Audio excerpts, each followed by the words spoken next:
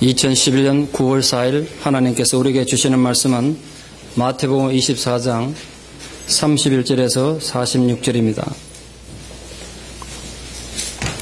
마태복음 25장 31절에서 46절 말씀을 봉독에 올리겠습니다. 인자가 자기 영광으로 모든 천사와 함께 올 때에 자기 영광의 보좌에 앉으리니 모든 민족을 그 앞에 모으고 각각 구분하기를 목자가 양과 염소를 구분하는 것 같이 하여 양은 그 오른편에 염소는 왼편에 두리라. 40절로 갑니다. 임금이 대답하여 이르시되 내가 진실로 너희에게 이르노니 너희가 여기 내 형제 중에 지극히 작은 자 하나에게 한 것이 곧 내게 한 것이니라 하시고 또 왼편에 있는 자들에게 이르시되 저주를 받은 자들아 나를 떠나 마귀와 그 사자들을 위하여 예비된 영원한 불에 들어가라. 내가 줄일 때에 너희가 먹을 것을 주지 아니하였고 목마를 때에 마시게 하지 아니하였고 나그네 되었을 때에 영접하지 아니하였고 헐벗었을 때에 옷 입히지 아니하였고 병들었을 때와 옥에 갇혔을 때에 돌보지 아니하였느니라 하시니 그들도 대답하여 이르되 주여 우리가 어느 때에 주께서 줄이신 것이나 목마르신 것이나 나그네 되신 것이나 헐벗으신 것이나 병드신 것이나 옥에 갇히신 것을 보고 공양하지 아니하더이까. 이에 임금이 대답하여 이르시되 내가 진실로 너희에게 이르노니 이 지극히 작은 자 하나에게 하지 아니한 것이 곧 내게 하지 아니한 것이니라 하시리니 그들은 영벌에 의인들은 영생에 들어가리라. 아멘. 한때는 기독교 국가로 세계 종교적인 리더가 됐던 국가였지만 이젠 거의 무신론 국가가 되어가고 있는 불행한 나라가 바로 영국입니다. 영국의 무신론 단체는 굉장히 전문적이고 체계적입니다. 그 중에서도 가장 악명 높은 무신론자가 앤토니 플루라는 철학자입니다. 그가 27살이던 1950년에 옥스퍼드 한 학회에서 신학과 위정성, 기독교 신앙의 모순성에 대한 고발한 논문인데 그 논문을 발표함으로써 그 후 50년 넘는 세월 동안 전 세계 무신론자들의 교과서 같은 무신론자의 성경 같은 그런 책이 됐습니다. 그 책에서 그는 기독교가 말하는 신이라는 존재가 너무 모호하다는 거예요. 너무 애매모호해요. 신이라는 것이 볼 수도 없고 만질 수도 없고 알 수도 없는 대상이기 때문에 신이 없다라고 우리가 증명할 수는 없다. 그런데 똑같은 이유로 신이 있다고도 증명할 수 없다. 그래서 나는 신이 없다는데 인생을 투자하겠다. 그렇게 주장했습니다. 그가 이후 50년 동안 전 세계 무신론자들에 끼친 영향은 너무 컸습니다. 많은 무신론자들이 앤토니 플루의 영향으로 신앙을 버렸습니다. 그랬던 그가 2004년에 들어와서 핵폭탄 같은 선언을 합니다. 신은 있다. 책 이름이 There is a God. 그 책을 발표하면서 자신은 이제 무신론을 버리고 하나님의 존재를 인정한다고 선언해서 전 세계 지성계가 발칵 뒤집어졌습니다. 그 책에 부제목을 붙였는데 세계에서 가장 악명 높은 무신론자가 어떻게 생각을 바꿨는지 이게 그 주제라고 부제를 붙인 것처럼 그는 하나님 앞에서 자기 무신론을 포기하고 하나님 앞에 신앙 고백을 회복했습니다. 앤토니 플루는 그 책에서 자신의 아버지는 영국 감리교회를 대표하는 위대한 저술가였으며 시대를 대표하는 설교가였음을 고백하고 자신 또한 한때는 감리교 신학교에서 목회자가 되기 위해서 공부했던 것을 고백합니다. 신학교에서 신학 공부를까지 했음에도 불구하고 무신론자가 될 수밖에 없었던 과정과 또 평생을 기독교 신앙을 부정적으로 바라보다가 노년에 유신론자로 하나님에 대한 신앙을 회복하게 된 이유를 설명합니다. 그 복잡하고 딱딱한 책을 이 시간 다 설명할 수는 없는데 그가 그 책에서 자기가 왜 신앙을 다시 회복했는지를 간략하게 한 문장으로 요약하면 자연의 법칙을 우연으로 보기에는 너무나 완벽하다는 거예요. 자기가 그동안 무신론자일 때는 하나님이 세상을 창조했는데 우연히 생겼지 이렇게 생각하고 평생을 무신론자로 지냈는데 죽음을 앞에 놓고 보니까 이 온 우주가 과학이 점점점 발달되어 갈수록 우연히 생겼다고 말하기에는 우주가 너무 완벽하고 복잡하다는 거예요. 그래서 고백이 그래요. 과학적으로 신의 존재가 증명되기 때문에 나는 무신론을 버렸다. 그래서 이제 하나님의 존재를 인정한다. 그렇게 고백했습니다. 자, 이게 앤토니 플루에게서 영향을 받아서 자기 신앙을 버리고 무신론자가 됐던 전 세계 흩어졌던 학자들이 얼마나 영향을 받았겠습니까? 메모적 무슨 말이 입에서 튀어나오겠습니까? 이런 배신자가 어디 있습니까? 그 배신자라고 신앙적인 그 배신이라고 학문적인 배신이라고 비난하면서 아주 당혹해했습니다. 그러나 그가 비록 하나님의 존재를 인정하고 신앙을 회복했는지는 모르겠지만 2007년 죽을 때까지 내세를 믿은 것도 아니고 하나님 심판도 믿지 않고 죽었습니다. 그래서 저는 무척 궁금합니다. 앤토니 플루가 하나님 앞에서 구원을 받았는지 나중에 이제 가서 천국 가서 찾아보려고 그럽니다. 그가 하나님은 존재를 인정했지만 하나님 내세도 심판도 부정하고 죽었기 때문에 구원받았는지는 제가 확신이 없습니다. 그의 책을 보면서 제가 느낀 정말 도전이 하나 있습니다. 그 평생을 고민하고 고민했던 세계적인 철학자가 하나님의 존재를 믿어도 내세와 심판을 믿는다는 건 정말 어려운 일이구나. 하나님 믿으면 내세도 믿고 심판도 믿으면 될 텐데 하나님은 믿지만 심판은 못 믿겠다. 이러고 죽었다. 심판을 믿는다는 게 보통 문제가 아니구나. 이렇게 다시 생각하게 됐습니다.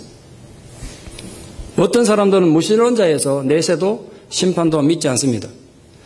그러나 또 어떤 사람들은 하나님도 믿고 예배도 드리면서 신앙생활 열심히 합니다. 그러나 내세라는 게 뭐 지금 당장 눈에 보이는 것도 아니고 너무 멀리 있고 심판이라는 것도 내가 지금 피부에 느낄 수 있는 것이 아니기 때문에 마치 나와는 아무 상관없는 일처럼 그렇게 신앙생활 하는 분들도 많은 걸 알게 됐습니다. 목회자 입장에서 무신론자보다도 더 무섭다는 생각이 들었습니다. 왜냐하면 무신론자는요, 끝에 가면 이렇게 앤토니 플루처럼 회심하고 돌아올 확률이라도 있는데 자기가 신앙생활을 하면서 하나님의 심판을 받아들이지 않는 사람들은 자기 죄에 대한 자각을 느낄 확률이 훨씬 적기 때문에 점차 괴물이 되어가는 걸 발견했습니다. 그래서 심판에 대한 신앙 고백은 너무나 중요합니다. 우리는 오늘도 예배서두에 저리로서 산자와 죽은 자를 심판하러 오실 주님을 신앙으로 고백했습니다. 우리가 지금 고백하고 있는 사도신경 이 문법적으로 문제가 좀 많습니다. 지금 한국에서는 그렇게 고백하지 않고 이미 바뀐 걸로 고백하고 있습니다. 그 현대법에 맞게 좀 고백하면 이렇습니다. 그곳으로부터, 그곳이 어디냐? 우리 지난주에 배우셨던 하나님 보좌 우편에 앉으셔서 세상을 통치하는 그 하나님 보좌 우편으로부터 언젠가 때가 되면 살아있는 자와 죽은 자를 심판하러 오실 그 신앙 고백을 우리 오늘도 한 것입니다. 지난주에 대구에서 세계 육상 선수권 대회가 열렸습니다. 아마 오늘 폐회식을 할 겁니다. 그 대회에서 가장 관심의 대상이 되었던 선수는 우사인 볼트라는 자메이카 출신의 달리기 선수입니다. 그는 작년 베이징 올림픽에서도 100m에서 금메달을 땄고 2009년 베를린 세계 선수권 대회에서 100m, 200m, 400m 계주에서 올림픽 3관왕이나 했던 지금 현존하는 세계 최고의 선수입니다. 그래서 이번에 대구에 출전하면서도 자기가 세웠던 그 세계 최고의 자리를 지키겠다고 호언장담했고 전 세계는 그가 세울 대기록에 기대를 하고 있었습니다. 인류 최초니까. 세 군데에서 금메달 딴 거 2년 상황을 아직 한 번도 없기 때문에 과연 그의 대기록에 세워질 것인가 관심을 가지고 지켜봤습니다. 그러나 그는 아시다시피 100m 결승전에서 출발 신호 이전에 먼저 출발하는 부정 출발로 인해서 경기를 뛰어보지도 못하고 실격당하고 말았습니다. 세계가 막 정말 충격에 빠졌습니다. 같은 경기장에서 얼마 뒤엔 쿠바의 다이론 로블레스라는 선수는 110m 장애물 경기를 뛰어서 우승했습니다. 금메달을 목전에 뒀죠. 그러나 경기 중에 옆에 달리던 똑같은 금메달 경쟁자였던 중국의 류상 선수를 교묘하게 달리면서 손으로 쳤다 이거죠. 그 사람 진로를 방해했다는 것이 심판관들의 사진 판독을 통해서 밝혀지는 바람에 실격을 당해서 금메달이 박탈됐습니다. 모두가 예전 같으면 애매모호하게 그냥 넘어갈 일들인데 요즘은 사진 기술이 워낙 발달해가지고 판독 기술이 높아져서 심판들이 그 사진들을 보고 그렇게 판정을 한 것입니다. 제가 그 뉴스를 보면서 이렇게 생각했습니다. 우리 모두 언젠가 우리 생이 끝났을 땐 인류 종말이 오든 내 개인의 죽음이 오든 언젠가 한 번은 하나님 앞에 서지 않겠습니까? 그때 이런 사진 판독 기술과는 비교도 안 되는 월등히 뛰어넘는 하나님의 기록으로 만들어진 우리 인생 명세서를 마주할 것입니다. 내가 태어나서 했던 모든 행동들이 선명하게 동영상으로 찍혀 돌아갈 것이고 내 입에서 나갔던 모든 말들이 고스란히 녹음돼서 들려올 것입니다. 겁나십니까? 저 솔직히 겁납니다. 우리가 행한 그대로 심판을 받을 것이라고 성경에 수없이 경고하고 있기 때문에 그렇습니다. 이건 제 생각이 아니라 주님의 말씀입니다. 너희들이 집안에서 비밀이 속삭인 말들의 때가 되면 지붕 위에서 나팔을 불 것이다. 히브리서 9장 27절 말씀 보시면 한 번 죽는 것은 사람에게 정하신 것이요 그 후에는 심판에 있느니라. 그런 말씀을 비추어 볼 때 죽음 뒤에는 심판이 있는 것이 분명한 사실입니다.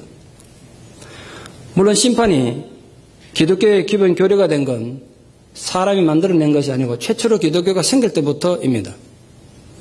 성경 기록에 따르면 바울이 바리새인들에서 고소당해서 가이사랴 감옥에 갇혔을 때 당시 그 지역을 다스리던 총독이었던 벨릭스가 바울을 불러놓고 묻습니다.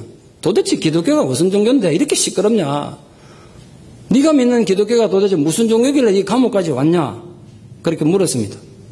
그때 바울이 그 벨릭스에게 딱 세 단어를 가지고 기독교를 설명한 것이 사도행전 24장 25절에 기록되어 있습니다.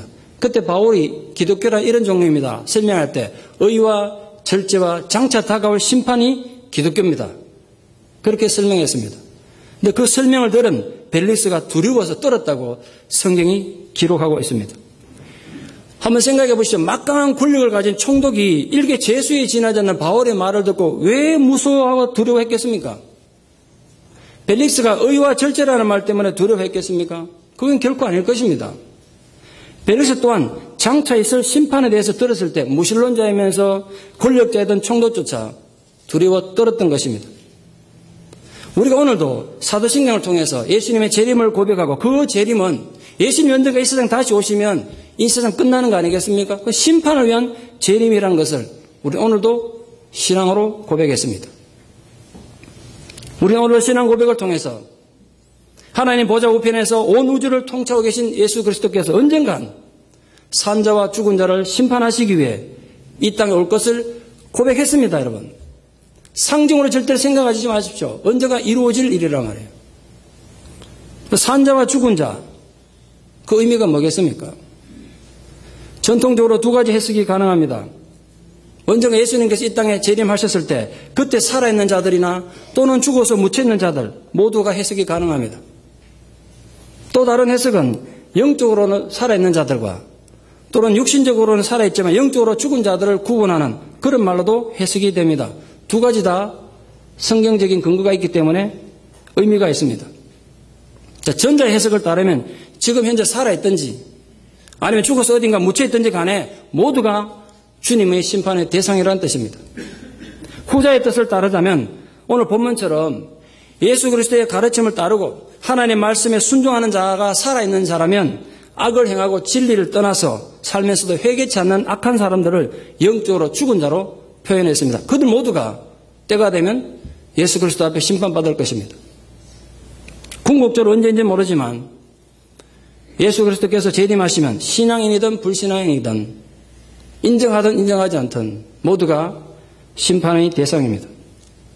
예수 믿는 사람들 우리는 심판 안 받는 게 아니고 우리도 심판을 받습니다. 그런데 우리는 어떤 심판을 받느냐?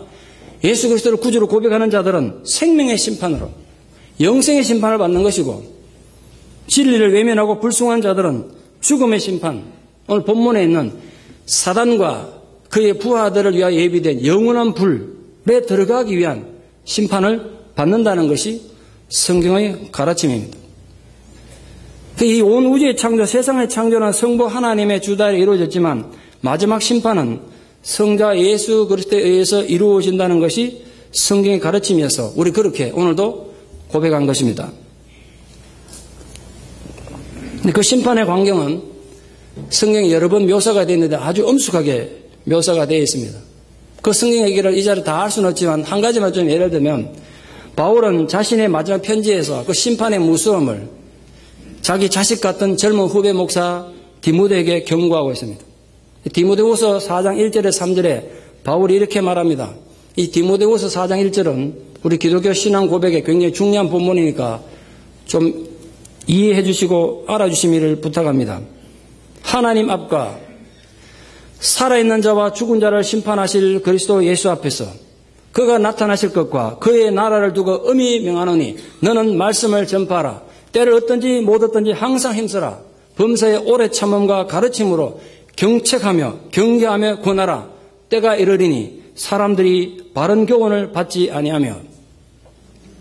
바울의 이 말씀이 사도신경에 산자와 죽은 자를 심판하러 오시리라는 신앙 고백의 근거가 된 것입니다. 그래서 중요합니다. 바울은 예수 그리스도의 최후의 심판이 있기 때문에 그 최후의 심판 때문에 진리의 말씀으로 사람들 잘 가르쳐서 또 경계하며 권하라고 했습니다. 왜냐하면 사람들이 바른 교훈을 받지 않을 것이기 때문이라고 했습니다. 분명히 바울 당대에 있었던 이단들이나 적 그리스도들에 대한 경계와 진리에 대한 올바른 전파를 아들 같은 목회자였던 디모데에게 당부하고 있는 것입니다. 이유는 최후 심판이 반드시 있기 때문에 한 영혼이라도 잃어버리지 않도록 그 진리 말씀을 잘 전파해가지고 한 영혼이라도 더 구원하라는 뜻 아니겠습니까? 그건 지금도 마찬가지입니다. 제가 이단이나 사이비 선교단체에 대해서 그토록 민감하게 반항한 이유도 최후의 심판을 믿는 믿음 때문입니다. 성도님들이 저의 그런 모습 보고 여러 가지로 칭찬을 많이 하셨습니다. 목사님께서 성도들에게 진리를 가르치기 위해서 그렇게 희생하고 헌신하고 투정하는 모습 보고 감동을 받았다고 저한테 편지를 다 보낸 분이 계세요. 우리 성도님 중에 최초입니다. 제가 성도님들 그걸 편지 받은 건. 어떤 분들은 목사님 용기에 박수를 보낸다는 분도 계셨고 어떤 분은 또 제 손잡고 앞으로 이단에 대해서 자주 설계해 주십시오 그러는데 이 진리를 전하기도 바쁜 시간에 제가 이단 설계 자꾸 못합니다. 그 여러분 웹사이트를 좀 통해서 좀 알아주시면 제가 시간을 세이브할 수 있지 않겠어요? 제가 여러분들에게 뭐 칭찬도 없고 인정받자고 그러고 하는 거 절대로 아닙니다. 바울의 이 가르침 때문입니다. 사람들이 바른 교훈을 받지 않고 엉터리 사이비 교훈에 빠지는 것을 막아야 한다는 목회자로서의 양심 때문입니다. 신앙 양심 때문에. 여러분 오늘도 예배 마치고 한국마켓에 장 보러 가실 분 많을 텐데 가서 유심히 보시고 앞에 가면 또 신천지대 유임을 갖다 놨습니다. 제가 예언하건대 머지않아 신천지는 이름을 바꿀 것 같습니다.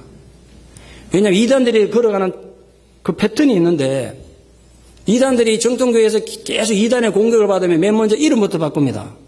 자기들 이단이 아닌 것처럼 꾸미기 위해 가지고 대표적인 게 통일교인데요.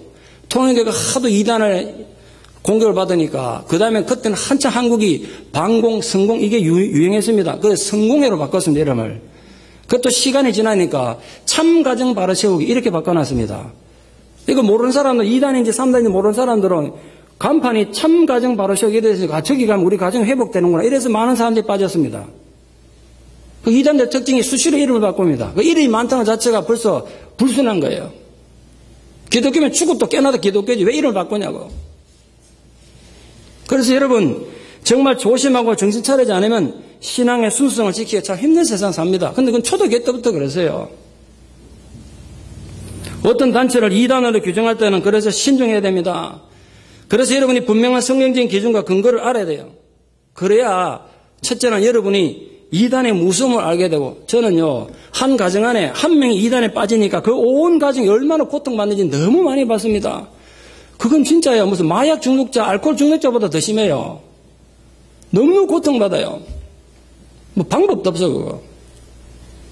그래서 제가 그 아픔을 너무 잘 압니다.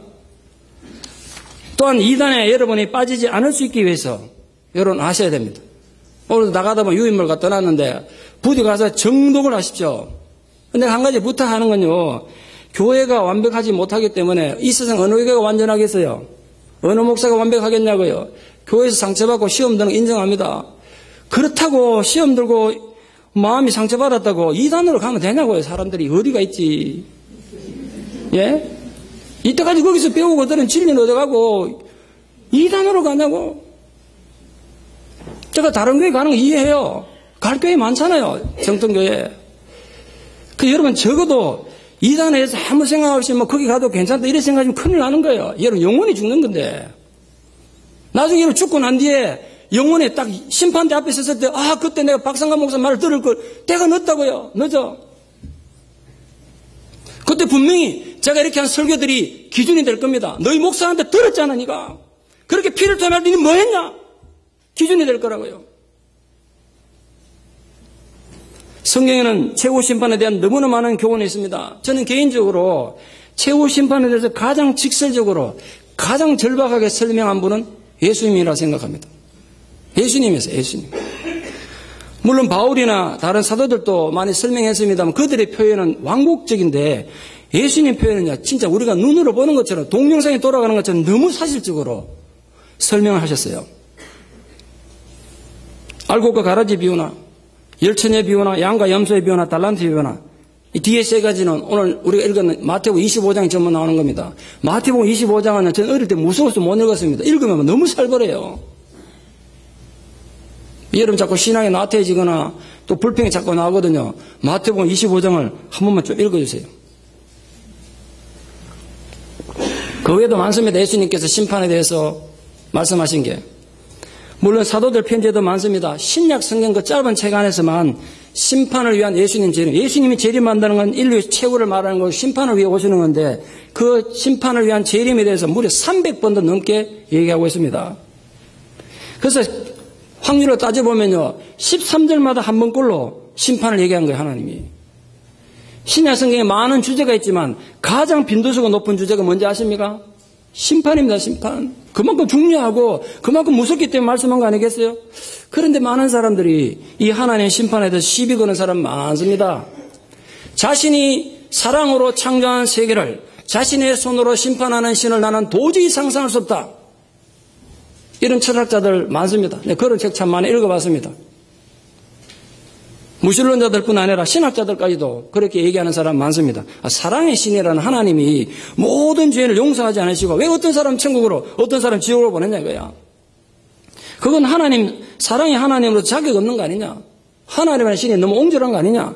내가 만약 하나님이라면 한 명도 지옥 안 보내고 전부 천국 보내겠다. 그래 주장하는 사람 많습니다. 마치 자기가 하나님보다 세상을 더 사랑하는 것처럼 스스로를 높입니다. 그들 생각에는 하나님 자격이 없다고 생각하는 거예요. 어떻게 사랑의 신이라는 하나님이 사람을 지옥 보내시냐 이거죠. 성경에도 분명히 원수를 사랑하라고 자기가 그랬지 않느냐. 자기가 백성들에게 제자들에게 원수까지 사랑하고 걸어놔놓고 원수까지 용납하고 사랑해야 진짜 하나님이지.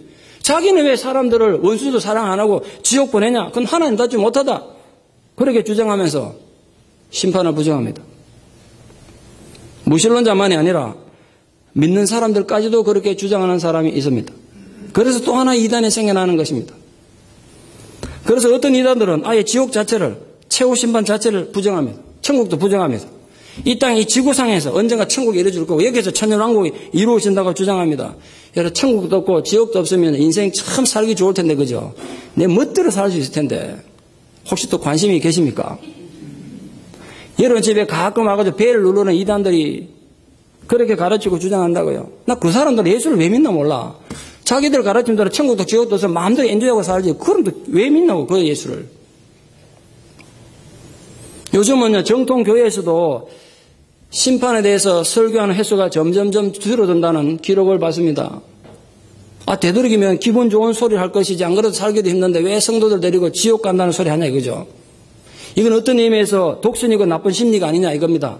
우리는 천국 가는데 저 안 믿는 인간들, 저 불순종한 악한 사람들 지옥 간다는 건 참 고사하게 생각된다. 그렇게 생각하는 고약한 심리가 아니냐 이렇게 주장합니다. 그래서 교회에서 심판에 대해서 설교할 필요가 없다는 겁니다. 어떤 신학자는요. 제가 이번에 사도신경 설교 준비하느라 정말 책을 많이 읽어야 했었는데 어떤 신학박사는 책에 이래 써놨을 때다. 산자와 죽은 자를 심판하러 오시리다. 오늘날은 이런 교리가 필요 없습니다. 이렇게 적어놨더라고요. 이 신학 박사가 하는 소리야. 여러분 생각 어떻습니까? 하나님 심판이 정말 부당하게 생각되십니까? 산자와 죽은 자를 심판하러 오시리다. 이런 교리가 부당하다고 생각되십니까? 과연 그런지 객관적 사실을 가지고 제가 좀 따져보려고 합니다. 몇 년 전에 뉴스에서 본 내용인데 한국에서 어떤 방위병이 예비군 소집 통지서를 전하러 어떤 집에 갔는데 때마침 거기에 젊은 부인이 있었습니다.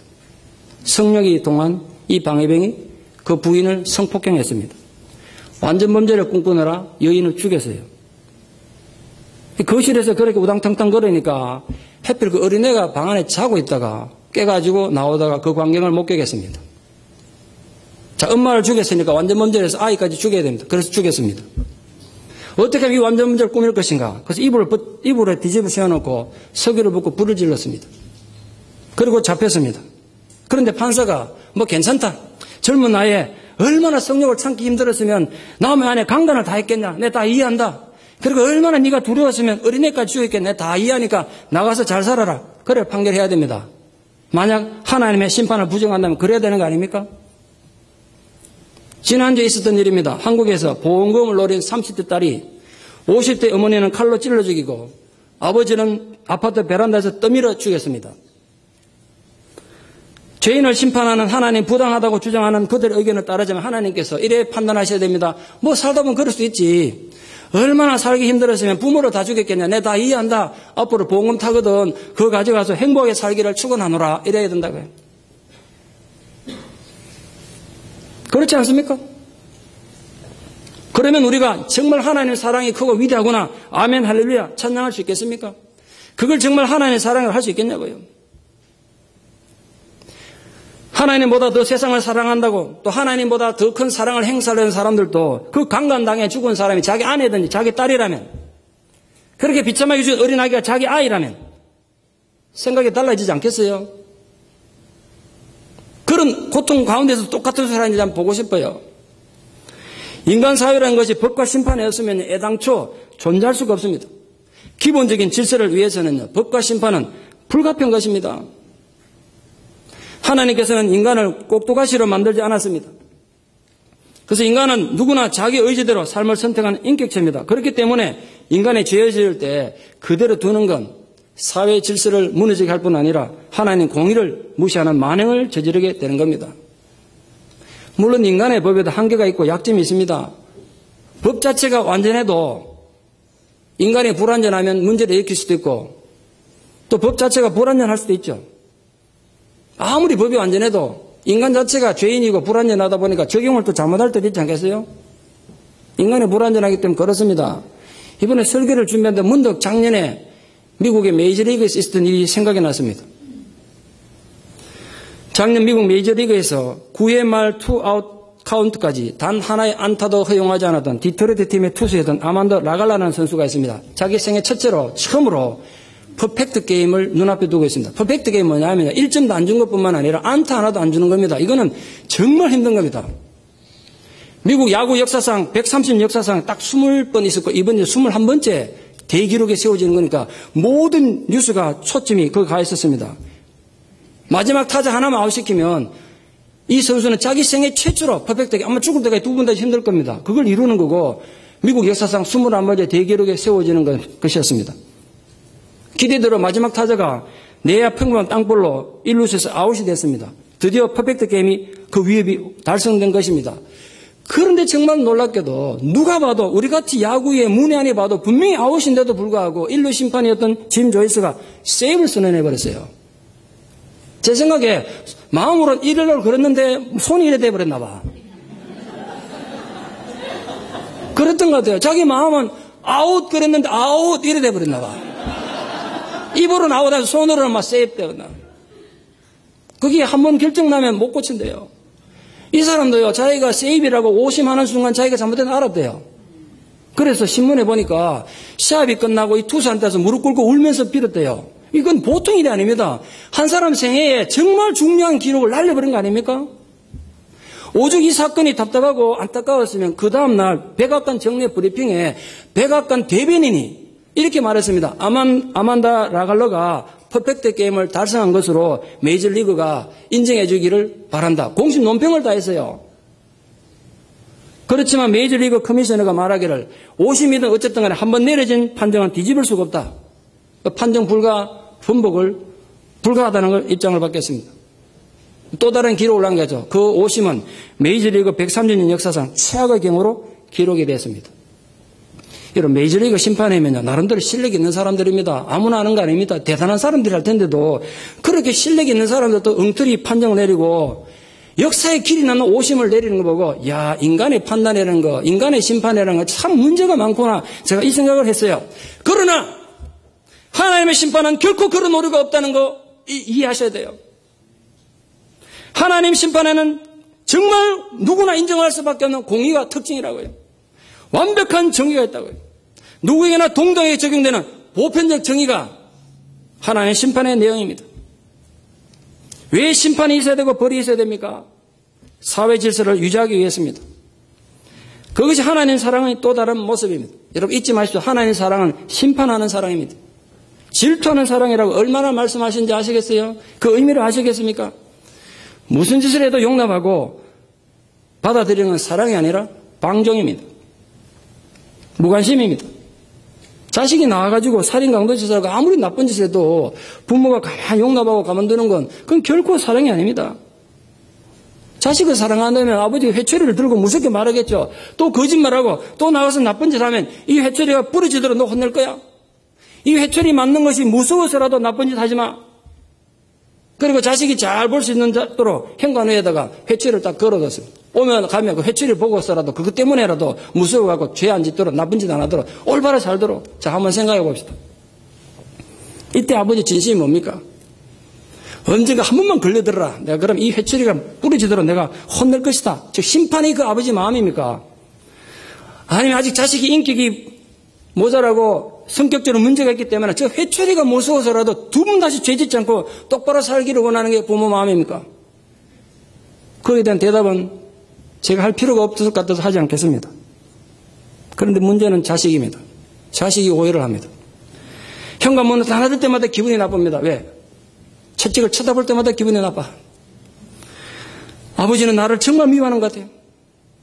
어떻게 나를 때리려고 저기 회초리를 문 위에 둘 수 있냐 말이죠. 가끔씩 아버지가 나보고 사랑한다 그럴 때 정말 가증스러워.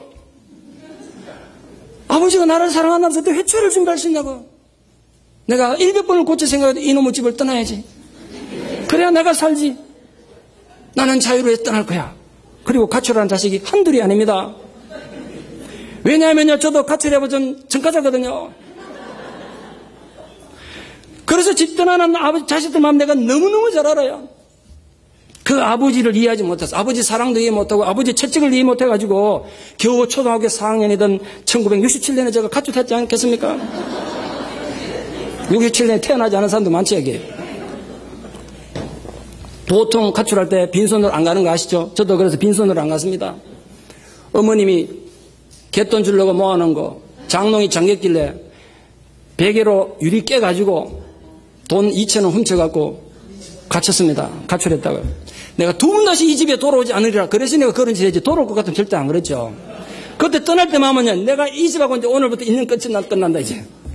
내가 내 인생 멋있게 한번 살아보리라. 자유만세, 독립만세, 그러고 2,000원 가지고 갔어요. 제가 앉아서 환산해보니까, 그때 영화관에 성인이 30원 했으니까, 2,000원이면 지금 한 2만 불 정도의 큰 돈입니다. 아주 큰 돈이었습니다. 우리 집에 그 가난한 집안에 정말 큰 돈이었어. 나 지금도 그 생각 참 미안해요. 다 써버렸지만. 그 동네 친구들하고 위에 몇 살 위에 선배들 모아가지고 돈이 있으니까 친구들이 막 꼬이더라고요. 다니면서 이것저것 사먹고 만화도 보고 뭐 어린애니까 뭐 나쁜 짓을 했겠어요. 근데 지금 어디 썼는지 기억도 없어요. 근데 하여간 2박 3일 동안 그 돈 거의 다 쓰고 신나게 돌아다녔어요. 지금 생각해도 참 큰 돈인데 애들이 어떻게 썼는지 모르겠습니다. 그러다가 형에게 체포돼서 집으로 돌아갔습니다. 멱살 잡혀 돌아간 게 아니고요. 형을 만나는 순간 내가 먼저 형 집에 가자 이랬어요. 왜냐하면 이틀 밤 이슬 맞고 밖에 지내보니까 집 떠나면 진짜 생고생. 내가 꼭 하고 싶은 말은 개고생이지만 설교 시간에 개고생을 할 수 없어서 생고생을 표현합니다. 진짜 집 떠나면 생고생이라는 걸 절실히 느꼈어요. 그때 저는 이미 산전수전 다 겪었어요. 그리고 그 뒤로는 아무리 힘들어도 집을 안 떠났어요. 툭하면 우리 아버지가 또 나가봐 이러는데 안 나갔다거든요. 형이 저를 데리고 어머니 가게로 데려가니까 어머니가 아무 말 안 하고 저를 안아주시면서 집에 가 있으러 가더라고요. 근데 내가 지금도 참 미안하고 감동적인 건요. 2,000원 그 큰 돈을 가져갔는데 너 돈 어쩌냐 이러지 않으시더라고요. 아버지도 어머니도. 돈에 대해서 안 묻더라고요. 이제 집에 가면서 내가 엄마는 넘어갔는데 아버지는 안 넘어갈 거야. 고민이 되더라고요. 아니나 다를까 아버지가 몽둥이 이만한 거. 옛날에 그 야전 침대 있지 않습니까? 그걸 빼가지고 오는데 드디어 오늘 내가 여기서 숨겨하는구나. 이제 죽는구나. 그런데 조카가 집 나갔다 돌아왔다고 이모도 오시고 외삼촌도 오시고 무슨 전쟁 영웅 온 것도 아닌데 집에 와 다 기다리고 있더라고요. 그래서 아버지가 나 혼내려고 그러니까 이모가 안 그래도 겨우 돌아오는데 왜 그러냐고 말려 형부 왜 그러세요 이러니까 아버지가 못 이긴 저를 안 때리셨어요. 그러면서도 신기하게 너 돈 어쩌냐 이 소리를 안 하시더라고요. 근데 제가 지금도 참 죄송한데 처리들을 생각해 보니까 그때 아버지는 2천원 그 그금보다도 못난 자식이 건강히 돌아왔던 게 좋았던 거예요. 한 번도 표현하지 않으셨지만 아버지는 잃어버린 돈보다 개구장의 둘째 아들이 돌아온 게 좋았던 걸 그래 표현하셨던 거예요. 저는 성경의 탕자비유를 읽을 때야 정말 실감합니다. 왜 내가 어쩌면 내 얘기가 여기 있나 이거 똑같은 얘기가 있더라고. 나중에 탕자 읽을 때 얼마나 미안하던지 내하고 똑같은 얘기가 거기 있더라고. 조금 다른 건 형 얘기가 다르. 형도 저를 되게 사랑해주고 유려해줬어요. 성경이나 형하고는 좀 달랐어요. 제가 아버지의 사랑을 곡해하고 내 고집대로 살아봤던 경험이 하나님의 사랑을 이해하는 데 큰 도움이 됩니다. 여러분, 전 지금 심판이 우리에게 경고로 주어지는 얘기를 말씀드리는 겁니다. 하나님이 잔인한 신이어서 막 사람들을 괴롭히면서 쾌감을 느끼는 사이코 같은 신이어서 성경에 수백 번에 걸쳐서 종말에 대해서 최후 심판에 대해서 경고하고 있는 것이 결코 아닙니다. 가장 극적이고 가장 역설적이지만 성경에서 경고하고 있는 최후의 심판의 경고만큼 종말에 대한 살벌한 경고만큼 하나님 아버지 사랑을 강하게 나타내 주는 건 또 없습니다. 예수님께서 수많은 최후 심판을 비유를 말씀하시면서 악을 행하는 인간들에게 바깥 어두운 데로 쫓겨나 슬피 울며 이를 갈미 있으리라 이렇게 말씀하신 이유를 알겠습니까?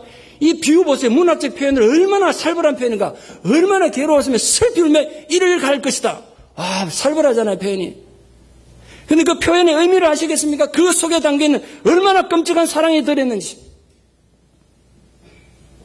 무신론자들이나 심판과 내세를 인정하지 않는 이단들이 주장하는 것처럼 인간들이 그렇게 저주받고 징계받는 걸 즐기는 신이 기독교 신이 절대로 아닙니다. 여러분 부디 오해하지 마세요.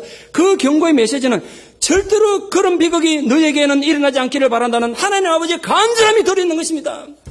저는 그 사랑을 느껴요. 심판에 대해서 읽을 때마다 옛날에 저도 불안하고 무서웠는데 그 심판을 읽을 때마다 하나님 나를 이만큼 사랑하시는구나.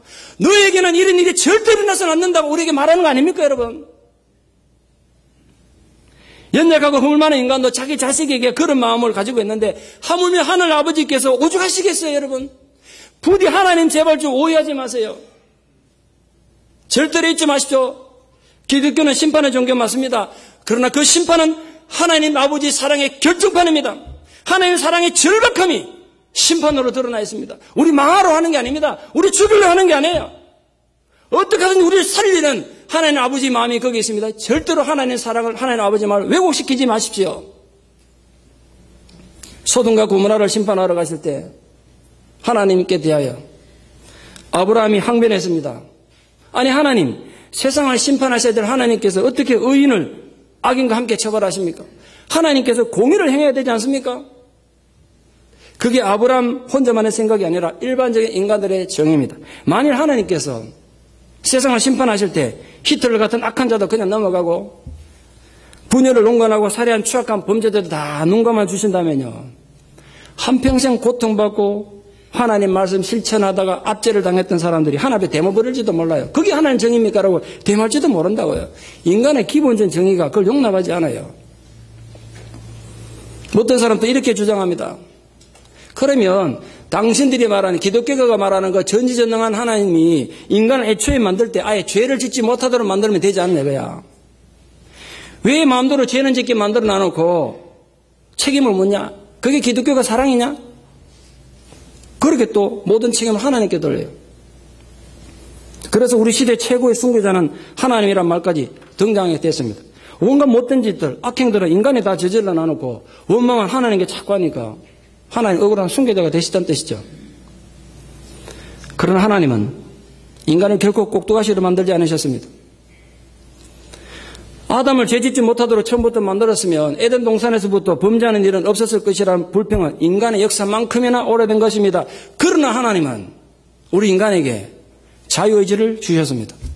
그래서 여러분, 얼마든지 누구든지 죄를 지을 수 있는 상황에서 죄 짓지 않을 때 인간은 인간다운 것이고 신앙이 그때 빛나는 거 아니겠습니까?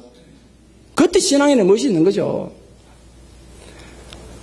하나님은 우리를 인격적인 존재로 만드셨습니다. 인격이란 곧 자유로 선택하는 선택의 자유를 말합니다. 그 인간의 모든 선택에 있어서 하나님을 인정하고 순종하는 선택을 할 수도 있고 하나님을 거부하고 무시하는 선택을 할 수도 있습니다. 그 선택은 자유지만 그런데 그 모든 선택에 대한 책임은 내가 지는 거예요. 그 책임을 묻는 게 심판이란 말이에요. 그래서 우리가 우리의 선택에 대한 책임을 져야 되는 이유는 우리가 인격체고 자유의지가 주어져 있기 때문에 그렇습니다. 개를 데리고 외출할 땐 반드시 목줄을 해야 됩니다. 그 이유는 개가 아무리 똑똑하고 영리해도 인격체가 아니기 때문에 그렇습니다. 외출하기 전에 집에 개를 아무리 안 쳐놔놓고 아무데나 오줌 싸면 안 돼. 오늘부터 바깥에 나가면 점잖게 행동해야 된다. 인도로만 다니고 아무 개나 보고 짖지도 말고 품있게 걸어야 된다. 약속했다고 개가 고개를 끄덕끄덕 했다고요. 그래서 데리고 나가면 됩니까? 안 돼요. 개는 약속을 못 지켜요. 이유는 인격체가 아니기 때문에. 그래서 약속을 못 지켜요. 그래서 우리가 애당초 목에 줄을 묶고 가고 그 줄의 범위를 벗어나지 못하게 하는 겁니다. 그러나 인간은 개가 아니기 때문에 하나님께서 인간의 목에다가 괴줄을 묶어서 꼼짝 못하게 안 하신다고요. 참 웃기는 일입니다만 제가 얼마 전에 한 몇 달 된 것 같은데 이 동네에서 봤습니다. 아무리 돼봤자 한 20살밖에 안 될 남녀가 있는데 남자애가 여자의 목에다가 괴줄을 딱 묶고 갖고 이래가 데리고 다니더라고. 같이 햄버거 먹으러 들어가더라고요. 머리는 둘 다 무슨 총천연색으로 물들여가지고 이렇게 세우가 있고 코하고 입하고 귀에다 또 덩그리 하나 다 달고 화장은 또 여기다 시커먼 수건댕이 붙여가지고 가죽 잠바 입고 이래가 다니던데 내가 그 꼴이 하나도 우습기도 하고 목에 개목걸이 하고 있는데도 웃었고 부모가 저런 꼴을 보면 어떨까 이 생각 한참 봐서 여기 보신 분들 계실지 몰라. 우리 동네에서 봤으니까 뭐 봐서 본 놈은 계시겠죠. 사람 목에다가 개목걸이 하니까 정말 이상하더군요. 해보고 싶습니까 또? 하나님은 결코 인간의 목에다가 개목걸이 하지 않으셨어요. 그래서 우리가 선택한 모든 삶에 대해서 우리가 책임을 져야 되는 거예요. 분명 성경에는 원수를 사랑하는 말 있습니다. 그리고 하나님께서는 세상을 이처럼 사랑하사 독생자를 주셨다고도 하셨습니다. 동시에 하나님은 심판에 대해서 말씀하고 계십니다. 하나님의 사랑은 심판을 기억나게 하는 사랑입니다. 오늘 읽은 마태복음 25장은 전부가 심판의 이야기로 가득 차 있습니다. 정말 읽으면 두렵습니다. 특히 우리가 읽은 오늘 본문 내용이 양과 염소를 나중에 농부가 딱 나누듯이 하나님께서 예수님께서 의인들을 죄인들을 그렇게 나누겠다고 분명히 말씀하셨습니다. 여기서 죄인들은 염소에 비유했고 의인들을 양에다 비유했습니다. 염소 자체가 아마 성격이 매우 거칠고 교만한 반면에 양은 항상 온순하고 겸손한 동물로 성경에 늘 묘사되어 있습니다. 그래서 예수님께서는 거칠고 고집이 강해서 하나님께 반응하며 회개할 줄 모르는 인간들을 염소에다 비유하셨습니다. 반대로 말씀에 순종하고 온순하며 또 다른 사람들이 해를 끼치지 않을 뿐 아니라 오히려 희생되는 사람들을 양으로 묘사했습니다. 그런데 오늘 읽은 우리 본문, 물론 그거 말고도 심판에 대해 할 얘기가 참 많지만 오늘 저희가 읽은 심판의 기준이 뭐냐 하면 주님이신 예수님께 우리가 어떻게 했느냐가 그 행동이 기준입니다. 예수님 표현에 따르면 너희들이 나에게 이런 것을 했고 또 저런 것을 했다. 그러므로 너희들은 천국으로. 너희들은 나에게 이런 것도 하지 않고 저런 것도 하지 않았다. 그러므로 지옥으로. 마치 예수님께서 절대 군주처럼 묘사되어 있습니다. 그래서 내세를 인정하지 않는 사람들에게서는 상당히 기분 나쁜 기준일 겁니다. 아, 예수가 구세주면 구세주지. 자기가 뭔데 자기한테 잘하면 구원받고 자기한테 잘못하면 지옥 가고 그런 건 너무 이기적이 옹졸한 거 아니냐. 그게 사랑의 신 맞냐. 이렇게 말한 거예요. 그게 앞서 말씀드린 무신론자들의 일반적인 주장입니다. 그런데 여러분이 반드시 하나 기억해야 될 사실이 하나 있습니다. 궁극적으로 절대적인 법과 기준을 정할 수 있는 분은요. 하나님 뿐이세요. 하나님 뿐이라고요. 인간의 모든 법은 항상 상대적입니다. 인간의 정의와 양심이라는 건 상대적이 절대적인 게 없어요. 너무 양심 내세우지 마세요. 미국의 법과 알카이다의 법이 어떻게 같겠어요? 미국인의 양심과 알카이다의 양심이 정의가 어떻게 같겠냐고요. 오늘도 테러리스트들은 자기들 양심과 자기들 정의에서 자살 폭탄 테러를 저지른 겁니다. 그러므로 결국 궁극적인 정의와 양심은 하나님이 정하는 거예요. 모든 문화를 초월하고. 이거 나중에 테러리스트들도 인정할 수밖에 없고 미국에 테러리스트 잡으려는 미국인들도 인정할 수밖에 없는 절대 정의는 절대 공평한 법은 하나님만이 세우시는 겁니다. 나중에 그 하나님의 법 앞에서는 누구도 변명 못하는 거예요.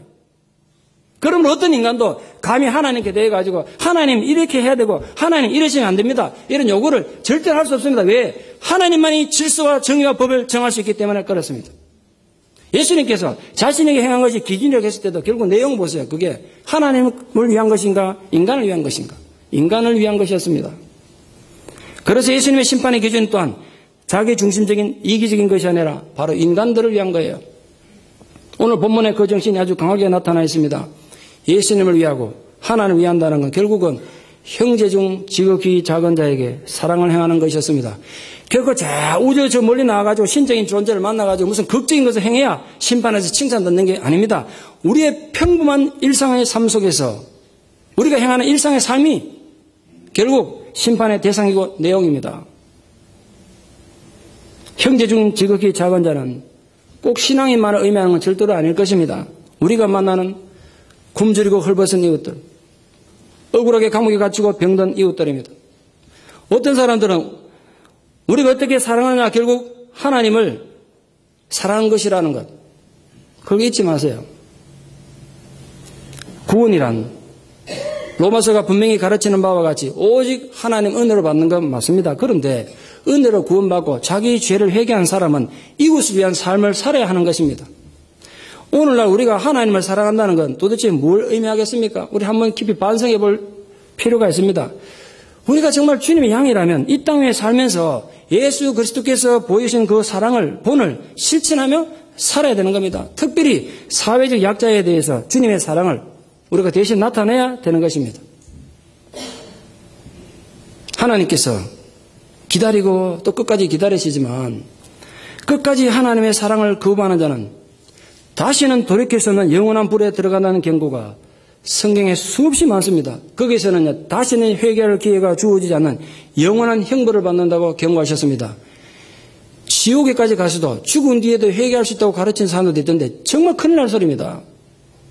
그럼 불가능한 거예요. 말씀의 결론을 맺겠습니다. 그곳으로부터 산자와 죽은 자를 심판하러 오시리다. 이 고백은 우리 현재 삶에 너무나 중요합니다. 예수님께서 심판하시는 것은 바로 사랑을 위한 것입니다. 심판이 없다면 예수님의 사랑 그 자체가 아주 희미한 것이 되고 말 것입니다. 부디 이 심판을 부인하지도 말고 망각하지도 말고 그 심판의 경고 속에 숨어있는 하나님의 사랑을 깊이 인식하십시오. 그리고 이 세상 무엇과도 바꿀 수 없는 그 사랑을 우리들 가슴 속에 깊이 간직하고 그 사랑을 실천하는데 남은 생애를 쏟아붓는 사랑하는 한인 장로교의 모든 성도님들, 우리 교회가 되기를 진심으로 축원합니다. 기도드리겠습니다. 아버지 감사합니다. 우리에게 이 귀한 진리의 말씀으로 우리를 깨우치시고 가르쳐 주셔서 오늘도 하나님 나라를 위하여 우리를 세워주신 은혜를 감사드립니다. 살아서 정말 살아야 땅 것이 부끄럽지 않도록 구원받은 자답게 우리가 최후의 심판 앞에 섰을 때 주님께 착하고 충성된 종이라 인정받을 수 있도록 오늘도 우리 모든 삶을 다하여 힘을 다하여 주님의 사랑을 하나님 뜻을 이 땅에 실천하는 주님의 기쁨이 되는 성도들 되게 하여 주시옵소서. 그곳으로부터 죽은 자와 산 자를 심판하러 오시리라. 그 신앙 고백이 우리 삶의 근본을 뒤바꾸는 은혜가 있게 하여 주시옵소서. 예수님 이름 받들어 기도드리옵나이다. 아멘.